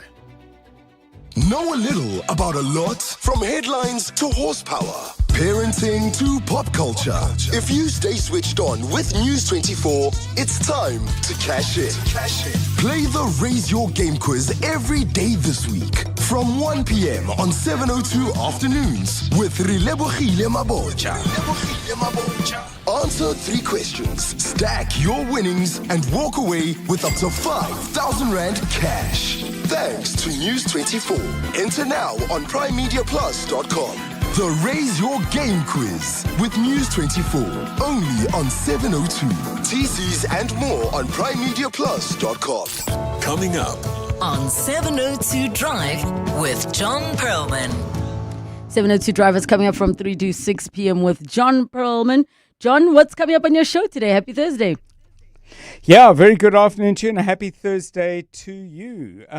Coming up on the show, we're going to be looking at the state of water in Johannesburg. Dr. Ferrell Adams from the organization WaterCan is going to be with us.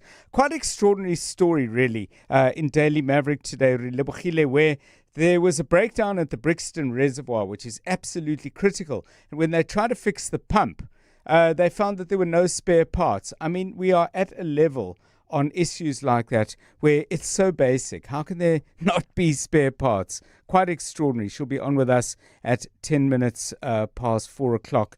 We're going to be talking about an attempted hit on somebody else implicated and mentioned and talked about in the Madlanga Commission. Thabiso Goba has been at the scene of the home of somebody called Viandre Pretorius, who came up in the hearing in the context of things going on at the Ekurhuleni Metro Police Department. So Thabiso will update us on what actually happened. Then we'll get analysis on how difficult is it actually to look after witnesses who are involved in these kinds of programs. Mr. Pretorius should be said not a witness, but somebody very much involved in this. And then finally, there's some other stuff as well, but don't forget at 10 to 5 we'll do the 702 Brain of 702. That's coming up later in the show. All right, 702 Drive with John Perlman coming up from 3 to 6 p.m. 702. Nola Knows. We continue with our consumer rights feature, Nola Knows. We've been having a conversation around food allergies and what is legally required of certain spaces, whether it's restaurants where you're sitting down or businesses where you are buying food ready-made in terms of them listing the ingredients. And we have been chatting to Greg Turner from Johannesburg, who was sharing his story of buying what just seemed like an innocent sami but had undeclared hummus in it, as Greg is allergic to tahini or sesame seeds, and that's what hummus is made with, where he then found himself in the emergency room having anaphylaxis. And that is obviously quite a serious thing. 011-883-0702 and the WhatsApp line 072-702-1702. So, Greg, I want to give you an opportunity to finish your thought of what you were sharing. Yeah, thanks. I think what's important is labeling matters. There's no doubt having as much detailed information on the food product that you can put will make a huge difference. I understand that the warning signs are up there for a reason. The problem with the warning sign is we're still relying on a human being who then would have made up those sandwiches in the store as they do as part of their job. When I went to collect that cheese and tomato sandwich, my trust was that it would be correctly labeled. That label, even by what the store reassured us that would say hummus when it's got hummus in, that label didn't have hummus on it. And therefore it broke my trust again. I'm pushing so hard with this because I feel so strongly, because it almost cost me my life, and I don't want it to cost somebody else their life. We need to get the labeling right. And it's a scale label, we can add the ingredients in, we can add the allergen warning in. That's just the next step. It's not the final answer, but it's just the next step in terms of the fight against how we actually find a workable solution for food safety where allergens are concerned going forward. Relebogile, well said, Greg. I need to jump in and just quickly share what Spar told me. I took up Greg's case and asked some general questions around their approach. to this issue. So Mpudi Mabane, who's the National PR Communications Manager for the SPAR Group, she said that, as all corporates do, started off by saying that SPAR maintains rigorous food safety, allergen management, and regulatory compliance requirements for all independently owned stores operating under the SPAR brand. And that's the important distinction here with other supermarket groups in this country. All the SPARs are independently owned. They have private owners. There aren't branch managers in there. They're individually owned, which makes kind of getting a homogenous approach to these labeling issues a little bit harder. So in this instance, says SPAR, an ingredient was added to the product that was not reflected on the ingredients list. It's unacceptable, but both from a food safety perspective and in terms of providing customers with clear and accurate information about the products they purchase. Following the incident, immediate instruction was issued to the store staff that they may not substitute or add ingredients to ready-to-eat products unless it was accurately and clearly reflected on the product labeling. Unfortunately, as we heard Greg say, it was after this incident, he still found a cheese and tomato sandwich that had hummus in it, but that wasn't on the label. The following actions have happened at store level. I was told the product name and in-store recipe were updated to reflect hummus as an ingredient. Preparation protocols were reinforced to prevent unauthorized ingredient substitutions. All home meal replacement production staff completed refresher allergen and food safety training with ongoing training scheduled. Corrective disciplinary action was taken with the home meal replacement department manager to prevent future incidents. All allergen notices and disclaimers were reviewed and updated with additional seed allergen signage placed in store. And then in terms of the legal requirements, SPAR says in line with the South African food labelling regulations, referred to as Regulation 146, SPAR ensures that allergen and ingredient information for food prepared in store is maintained and made available at the point of sale. So reading between the lines, we don't actually have to put it on the label. We have to make it available if somebody asks, hey, I've got an allergy to whatever, is there any nuts, seeds, mustard, whatever in it. Beyond these requirements, though, SPAR says they have taken the additional step of updating sandwich scale labels in that store, and one would hope beyond it, to include key ingredients and the product name, providing clearer information to customers at the point of purchase. The bottom line for me is that there's a lot of onus on the allergy sufferer you can't rely on the label. Legally, you can't rely on the label. You have to rely on the store staff. You have to rely on signage. And if you're asking about a specific sandwich, as Greg did on a number of occasions, if the store staff isn't the one who knows is not there, or whatever, the list hasn't been updated, then, it's not the solution, but I would say avoid, don't buy it.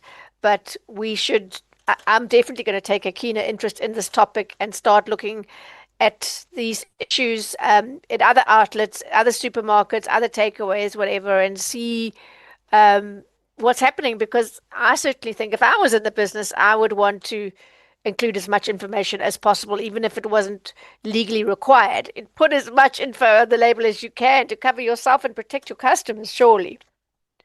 Definitely. And I think it's important, before we go for a break and let Greg go, allergyfoundation.co.za. That's the website you can use, allergyfoundation.co.za. And you will find that there's also information around certain diseases like asthma, where certain sufferers are have other conditions going on, and that is very, very important information. Greg, thank you so much for reaching out and for sharing your story, and I know you will keep us updated just so we can get to a point where everybody is safe. Definitely. Thanks so much for inviting me to join the call, and I really appreciate the time. We'll certainly keep you up to date. Thank you so much, Greg Turner in Johannesburg. We take a break. When we come back, I see you, Jay Mamokete Tiro, and your messages on the WhatsApp line. There's much to say about where South Africa is, and even more about where it's going. On Thursday, 12 February, President Cyril Ramaphosa delivers the State of the Nation address, live from Cape Town City Hall. 702 Cape Talk and Eyewitness News will be there, analyzing every word and bringing you the news as it breaks. From the build-up to the address to the conversations that follow. Join Clement Maniatela and Mandy Wiener for live coverage and in-depth analysis from 6 to 10 p.m. Live on the radio or live stream on the Prime Media Plus app. Sona 2026. Thursday, 12 February. Live on 702 Cape Talk and EWN. Autumn General is the proud official tournament partner of Live Golf South Africa. This is not just a golf tournament. Autumn General, together with Live Golf, are bringing you the world's best musicians in a festival-style atmosphere that transforms sport into a full-scale music experience. Get an obligation-free quote from Autumn General, an award-winning insurer, and stand a chance to win your share of 100,000 Rand in cash or tickets in the Live Golf Music Extravaganza. Autumn General, never not there. Auto & General is a licensed non-life insurer and FSP. T's and C's online. Year in, year out, we're fixing tires faster than a Formula One pit crew. My team is on top of things like tire whisperers. If an unforeseen accident were to happen in my workshop, at least I've got My Way business insurance to keep the wheels turning. Visit myway.co.za or dial 0860 64 64 64 and get a quote today. My Way is a licensed non-life insurer and FSP. T's, C's and standard rates apply. My Way. Live your way. To walk the talk is to turn words into meaningful actions. And it's what we at 702 are committed to doing every day. We're also committed to following the rules set out by the Broadcasting Complaints Commission's Code of Conduct. To give you balanced programming, fair comment and accurate news. But if we stumble along the way and you feel we're not living up to the code, let us know on comment@702.co.za. And if after that you're still not happy, you can direct your complaint in writing to the Broadcasting Complaints Commission, PO Box 412365, Craig Hall 2024. For more, visit bccsa.co.za. 702. Nola Knows. 12 minutes to 3 o'clock. We continue with our consumer rights feature, Nola Knows with Wendy Nola. 011-883-0702 and the WhatsApp line 072-702-1702. I want us to go to the lines, Wendy. So let's start with Tiro in Johannesburg. Tiro, go ahead. Hi, good afternoon to you guys. Yes. Hi, Wendy. I've got a small problem, but I have emailed you, and if you all acknowledge my email. What the problem is, I bought a brand new vehicle from a reputable company, and a year after that, I was having problems with my gearbox. I took it back to the dealer. They replaced the gearbox. A month after that, it was making a noise. I took it back to the dealer. They replaced the gearbox. And a year after that, it was making a noise. And I took it to the dealer.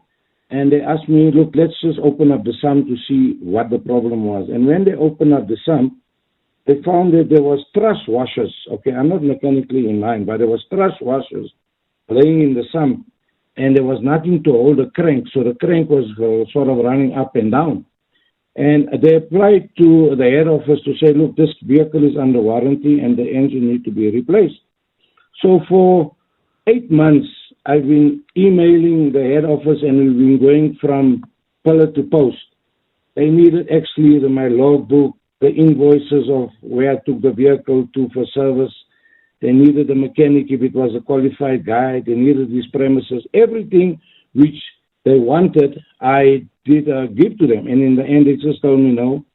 They cannot honor the warranty because I did not take it to a recognized workshop, one of their recognized workshops. And then I explained to them, but on 2 other previous occasions when the gearbox guy went, and I gave you guys my logbook, none of you all said that the guy I took it to, or the company I took it to for the service, is not what MRA or MRI approved. And I said, but according to the guy that did my service, he's a qualified guy. He met all the criteria to be MRI approved. He's compliant, but not approved.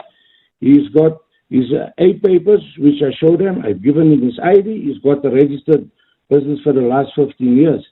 So only on that part that I did not take it to their approved workshop, they turned it down. So my argument is, put in 2 gearboxes, and now the truss washers fell from the crank, and I've spoken to qualified mechanics. They said even if I took it to a qualified or approved workshop, they would have never found the problem because it was there in the sump. So any company doing the service or workshop doing the service will never touch that part of the engine. So it was a fault or factory fault that way.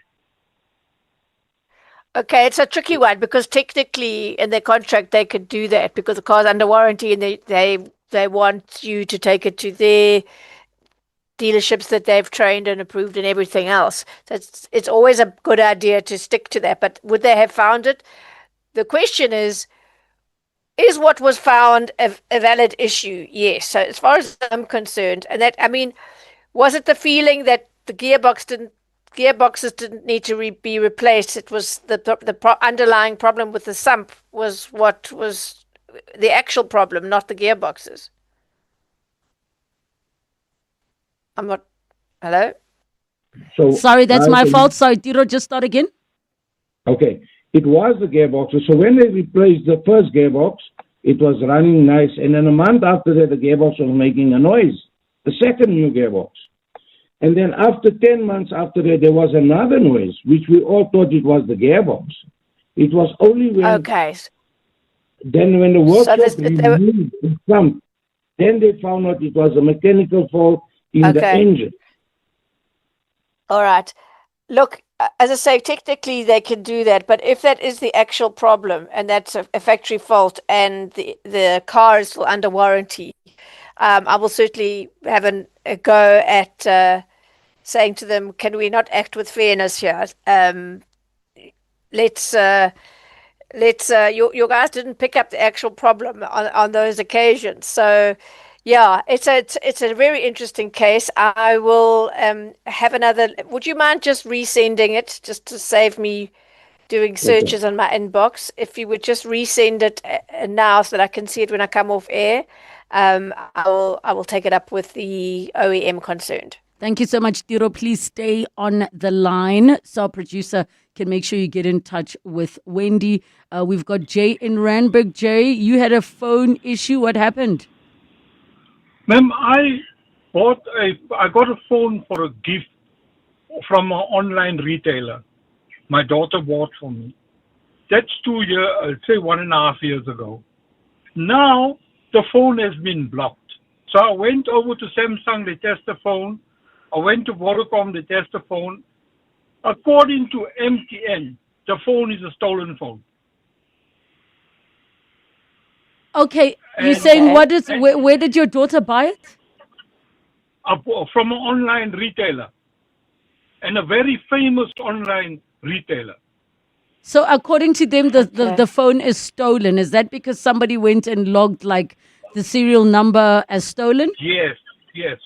Oh. And I went to MTN and they told me, because MTN was the one that logged it as a stolen phone, I must go back to the retailer. I'm going up and down with the retailer. I'm spending days and days. Nothing seems to happen. Sure. And the phone is blocked in the meantime. You can't use it. I can't use the phone now. Okay.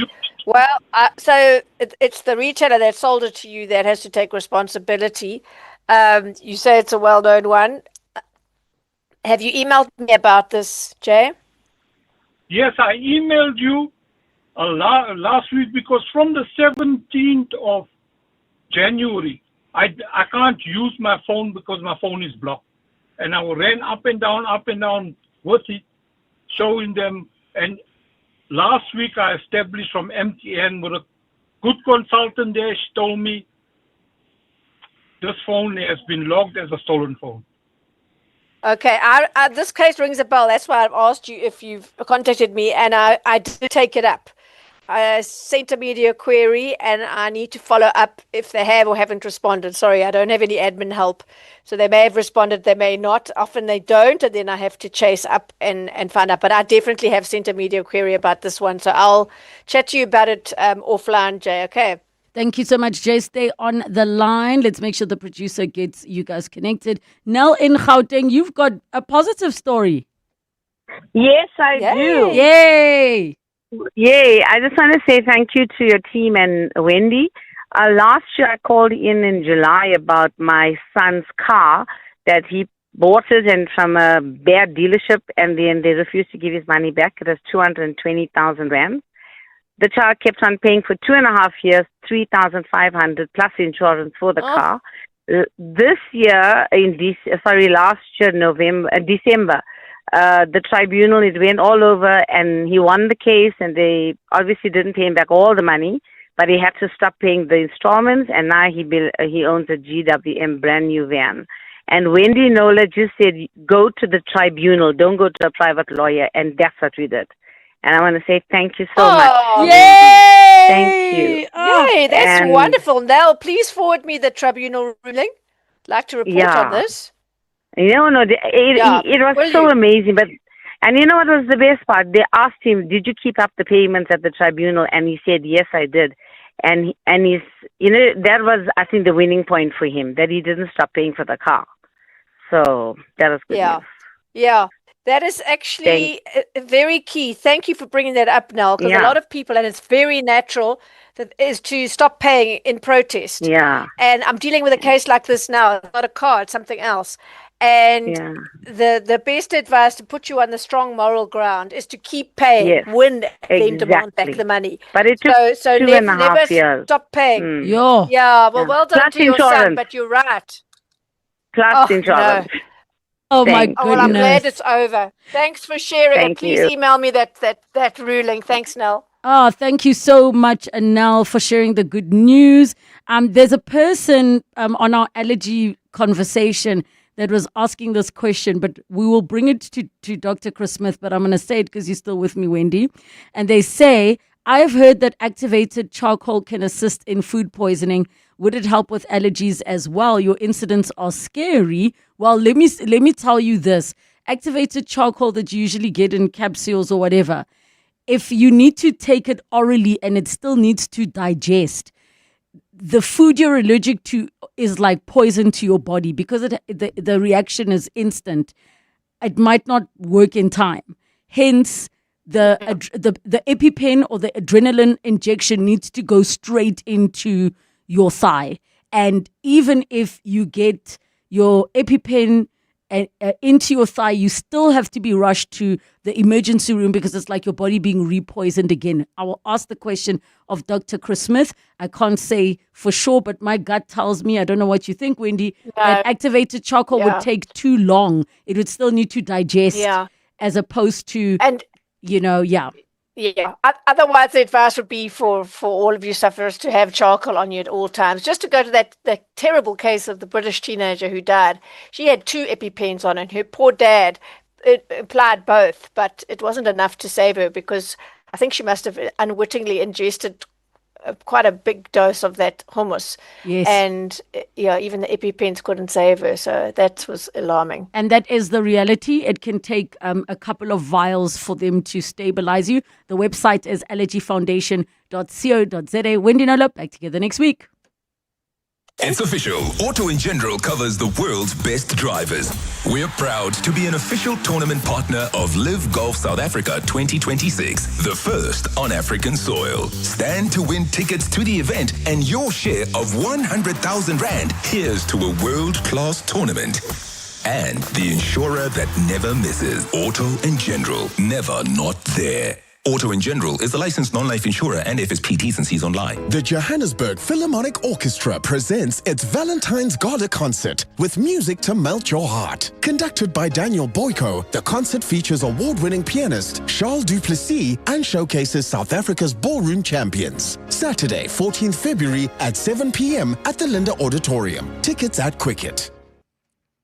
Thank you so much for joining us on 702 Afternoons. We're back tomorrow. It's 3 o'clock. This is EWN.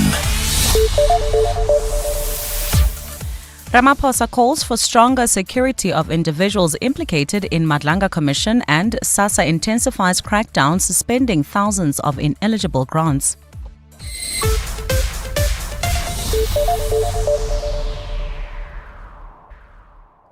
Good afternoon, I'm Maki Malapo. We begin with News Just In. President Cyril Ramaphosa has called for stronger protection for witnesses following an attempted hit on